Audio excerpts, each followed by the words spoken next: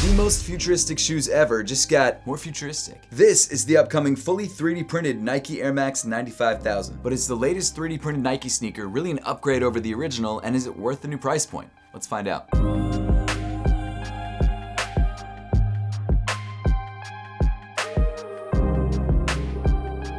As I'm sure you guys know by now, I'm a huge fan of 3D printing, specifically 3D printed footwear. Not only do I have like 14 3D printers in my garage, which is more than anyone needs to have, but I've also created and sold my own 3D printed shoe. This is my Apothecary Mule, fully 3D printed with Zellerfeld. And what's crazy is that the same company that 3D printed my shoe also 3D printed the new Nike Air Max 95,000. In fact, they've printed all of Nike's 3D printed shoes. And that company is Zellerfeld. They 3D print footwear, which is kind of wild. They've been around for the last like 5 or 6 years, at least producing shoes and selling them. And the first shoe that they produced with Nike was the Nike Air Max 1000, which released at ComplexCon 2024. And at the time, this shoe was next level. In fact, I'd argue that it's still pretty next level, but when you compare it to the latest Air Max 95,000, this shoe kind of blows it out of the water. But in case you're not familiar with Zellerfeld, I definitely recommend doing a deep dive into them. They're a really cool company. I actually had the CEO and founder of Zellerfeld on my podcast, the Shoes Off Podcast. I've linked it in the top of the description below. We also actually just launched video episodes for our podcast, which I've linked in the top of the description below. So check that out if you haven't yet. Also, if you subscribe to our old podcast on Spotify, you've got to switch over to the new one, but the links are right there. Check it out. But Zellerfeld is a really incredible company. They make amazing products and they've collaborated with some really great people like Nike and Sean Witherspoon and Jeff Staples, just to name a few. But like most tech companies, even the ones that are involved in the fashion industry, their processes get better every single year. And the difference between the Nike Air Max 1000 to the Nike Air Max 95,000 is very noticeable. But of course, we'll talk about these differences throughout the review. But before we do that, I want to talk about how you can get a pair of these for yourself. So the Nike Air Max 95,000 had its initial release at ComplexCon 2025, and the only way to get a pair was not to buy it, you actually had to win it through a vending machine. Unfortunately, I had no luck at the vending machine, so I did actually end up having to buy this pair off of StockX, but my friend Osman, who was literally right behind me, he hit the button next and he got a pair in my size for free. So shout out to Os, not jealous at all.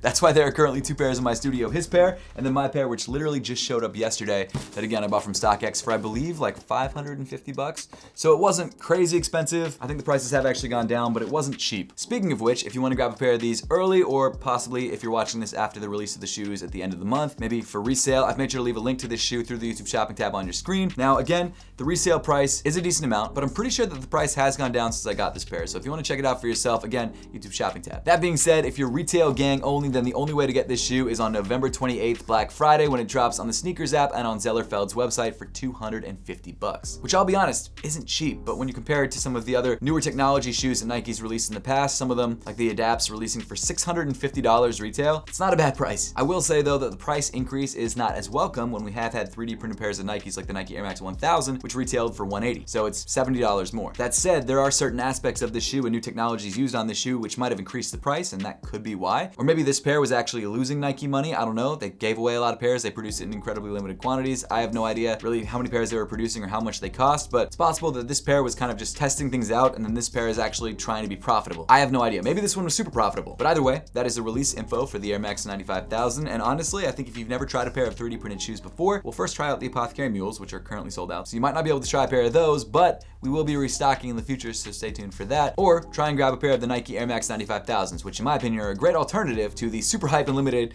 Apothecary Mules. I'm joking, but I'm also not joking that much. Check them out, they're awesome. Look at that squish, they're so soft, it's crazy. Of course, before we get into the shoes themselves, we've got to take a look at the box, and unlike the Nike Air Max 1000s, which came in a pretty standard orange Nike box, this one comes in a very Air Max 95 themed box. You've got Air Max right there on the right side with this nice iridescent ring. You've got 95,000, because of course this shoe is inspired by the Air Max 95. And then on the front, you've got some text which says, Air Max shoes represent the most important advances in Nike Air cushioning, larger volumes, greater efficiency, blah, blah, blah. And then it's in French. I'm sure you've read that 1,000 times. You know what that says. So because I grabbed this shoe for resale, I was able to grab my size, which is a size 9, of course, and then the colorway of this shoe is Black Volt. Now inside the box, like the Nike Air Max 1000s, you've got this really nice sort of graphic, or I guess ISO view of the Nike Air Max 1000. I love that they give you like a little peek at the design process with the paper. I think that's a really nice touch. And actually, I really liked at ComplexCon how they had this huge wall of all of the samples that they had worked on, some of the original sketches, some of the prototypes, like a really cool display of how the shoe came to be. And of course, we'll have some of that B-roll on screen right now. Shout out to editor Tim for putting that up. But it was a really cool process. I got to talk to the team at Zellerfeld and learn a little bit more about the shoe. So I'm really excited about this sneaker in particular because of all the cool things that were done to make this shoe possible. And of course, that leads us right into the shoe itself. And as as you can see, this is not your standard Zellerfeld shoe. First of all, it comes in 2 different colors, which is not usually the case. Now, I'm sure Zellerfeld is working on multicolor print, so that's something we'll probably have in the very near future, but this shoe is sort of a step forward in a different way, because this shoe actually has some printed details that were put on by Nike. So starting off with the materials that make up this sneaker, the base material, or I guess kind of the main material, is Zeller foam, essentially Zellerfeld's proprietary TPU material. Zeller foam is of course the black material that makes up almost the entire shoe. What's cool about this material is that it's actually recyclable. So once you're done with the shoe, you can send it back to Zellerfeld, they'll chop it back up and print it into another shoe. My favorite part about it is the feel, which actually changes depending on which part of the shoe that you're touching. So for example, the upper of the shoe, super soft, super flexible, and that's because the infill in this area is a little bit less. They put less material in the upper of this shoe, and the print pattern that they use to create this upper is a little bit different so that it allows for a lot of flexibility and a lot of softness, which is probably the reason why they call it Zeller foam, because it really does feel like a foam. But then when you move down on the shoe to the midsole, this area has a lot more support, it's a lot stiffer, it's a lot less flexible, and that's because they increased the infill and made it feel more like a regular midsole. It's still softer than most regular midsoles, but it feels more traditional than you would expect, which is really cool. Now, as far as the actual design of the upper of the shoe, I love it. It's super sculptural. Because the shoe can only really come in 1, or in this case 2 colors, they really had to define the different parts of the shoe that you usually have in an Air Max 95 that are defined by different colors by adding speed lines, or I guess in this case like extended ridges, which give it this really cool and futuristic and very flowing look. I mean, when you compare it side by side to a pair of Nike Air Max 95s, you can see that this shoe is heavily inspired by this shoe, and that's why it's called the Nike Air Max 95,000. And a lot of the panels on the upper of this shoe really define the panels on the upper of this shoe. Wow, my pair is very, very dirty. I wore this pair a bunch. This is a pair from this year too, that's crazy. Again, the feel of the upper is crazy, crazy soft. It's very foam-like. It's relatively breathable as like a solid foam type material could be. I also really like how these ridges are also functional. Like, they don't just look nice, they also provide some sort of support and structure to the side of the shoe, which is very, very cool. And actually, the entire visual design of this shoe was done by Nike. This was done by Nike's design team. So the design of this shoe was actually made by people who made the Nike Air Max 95. It wasn't like a Zellerfeld project that they did in collaboration with Nike. Nike designed the shoe, they sent it to Zellerfeld, and then Zellerfeld and Nike kind of worked on the different processes that obviously created this sort of dual tone look. But the physical design of this shoe was all Nike. Actually, let me say, from my understanding, I don't know 100%, I was just basing that off of what I saw at the ComplexCon display, but it did kind of look like it was mostly done by Nike, which is cool, which is very, very cool. Now, of course, the new and eye-catching detail on this shoe is this bright neon green stripe that wraps around most of the upper of the shoe. Now, this is called Nike's Project Nectar. Now, I don't know how involved Zellerfeld was in the process of creating Project Nectar, which looks like it's just a printed detail, so maybe Zellerfeld has a new printer that I don't know about, or maybe Nike printed this themselves, who knows? But either way, this is a new, sort of tacky feeling rubberized detail that they added to the upper of the shoe and to the outsole of the shoe. And what's cool about this is that not only did they add a literal outsole to the outside of the shoe, but it also gives them a way to add these sort of pops of color, like this line right here. I don't know if the Nike swoosh was Project Nectar. It looks like it's a standard TPU Nike swoosh that they just kind of popped in, but it could very possibly be Project Nectar as well. Same thing with this Air Max insert right there. I'm not totally sure, but I know for sure that this bright neon detail on the upper of the shoe and the outsole are Project Nectar, which is a new material that's also printed. In fact, Nike dropped some images of them printing this detail on a shoe. At least it's probably promo images, so it's probably not actually getting printed. Who knows, maybe it is, I don't know. But here's an image of what it looks like when it's getting printed. Moving inside the shoe, you've got a pretty standard ankle opening for Zellerfeld shoes. In fact, let me compare it to the Nike Air Max 1000s. Very, very similar. Now let me feel the softness on the inside. Ooh, it's way softer than the Nike Air Max 1000s.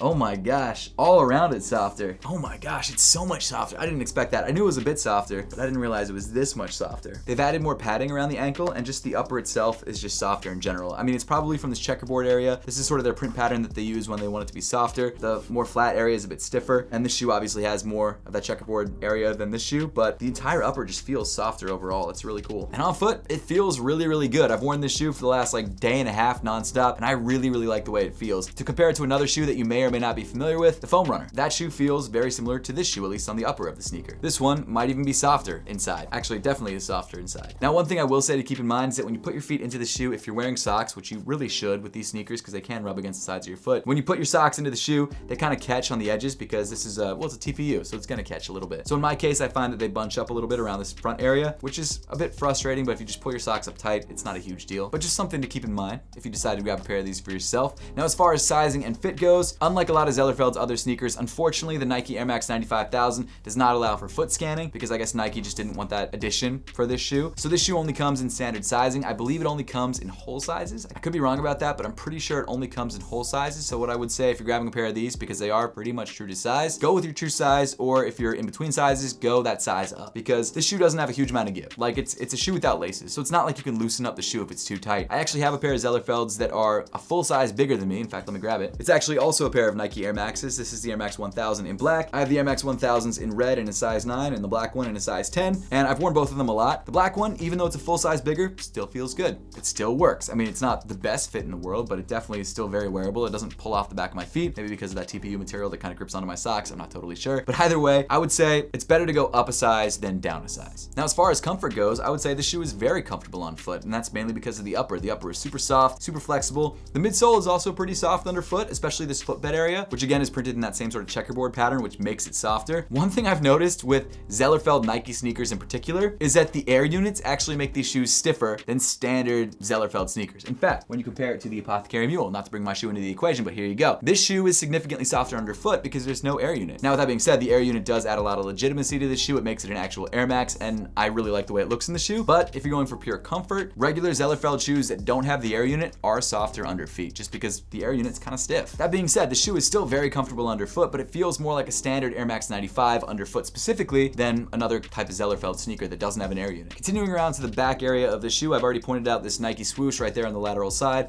The medial side does not have that. When you get to the actual heel of the sneaker, you've got this really cool sort of almost like spine detail. That's where sort of the entire design of the shoe kind of comes to a head or comes to a point. Again, inspired by the actual Air Max 95. Now, one thing you may have noticed on the shoe, which I haven't mentioned, are the lines running down the entire side of the shoe, and these are the layer lines. That's literally the layers in which the shoe is being 3D printed. A 3D printer essentially is, well, at least in this case, is an inkjet printer that prints plastic instead of ink, and it kind of layers those thin layers of plastic one on top of another until you get a full 3D object, and that's how this is printed. And because of that, you see these layer lines. So you can not only find out the angle at which the shoe was printed, but where the top was and where it ended and where the bottom was. So in this case, the end or the top was right there on the toe of the sneaker, and then the beginning was on the back of the sneaker. Moving down once again to the midsole, you've got this really cool design detail, which are these little ripples that kind of emanate off of the holes for the air units, which I think give this shoe a super unique and cool look. On the medial side, you've got the Nike swoosh kind of right there in the midfoot. And one thing you'll notice on the Air Max 95,000 versus the Air Max 1000 is that you've got 2 air units versus 1. And actually looking at the standard Air Max 95, I didn't notice this till just now, but I think the standard Air Max 95 actually has 3 air units, and this one has 2. And the reason I say that is because on one side it looks like it's got 3, but on the other side you can see that these 2 parts right here actually merge into 1, and you've got 1 air unit right there. And they actually had a display showing the air units inside the shoe, and I know for a fact it's 2. I'm not totally sure if it's 2 in the Air Max 95. It looks like it might just be 3 actually. I don't know if they're connected. Let me know in the comment section down below if you know if these are connected. I'm pretty sure they are, but I'm not totally sure. Either way, the design of the air bubble does change a little bit on the Air Max 95,000 for whatever reason. Maybe to make it easier to pop it into the shoe, because they literally print the shoe and then pop the air unit in after they've printed it. On this particular colorway, the air units come in a bright Volt green, and what's cool is that the air unit that you get on the heel of the shoe is actually the Big Bubble. It's not the standard Air Max 95 unit, it's a Big Bubble unit, which makes it even softer underfoot, which is rad. I really like that detail a lot. And one detail that you may have noticed is that printed on the back of the air unit, you've got the words AM 95,000, which is obviously the name of the shoe. The air unit, though, to the touch is very soft and squishy, which I like a lot. I wonder how hard it'd be to push this out, actually. If you stretch this 3D printed area, you can feel the bottom of the air unit. I wonder if you could actually pop this back out. I'm sure you could if you tried hard enough. It definitely wouldn't happen when you were like walking or using the shoe normally. You'd probably have to like literally pry it out with a tool. In fact, I think even then you might not be able to get it out, but I'm interested. I want to try it. I'm not going to because this shoe cost me a lot of money, but I'd be interested. Then moving to the bottom of the shoe, you've got more Nike Project Nectar, like I mentioned earlier, which of course is this printed traction pattern. Now you can obviously see the difference between the Nike Air Max 1000 and the Nike Air Max 95,000. It's a completely different traction setup, which looks really cool on the Nike Air Max 95,000s. I've got to admit, it looks mad cool. Now, while I didn't have any traction issues with the Nike Air Max 1000s, I will say that the Nike Air Max 95,000s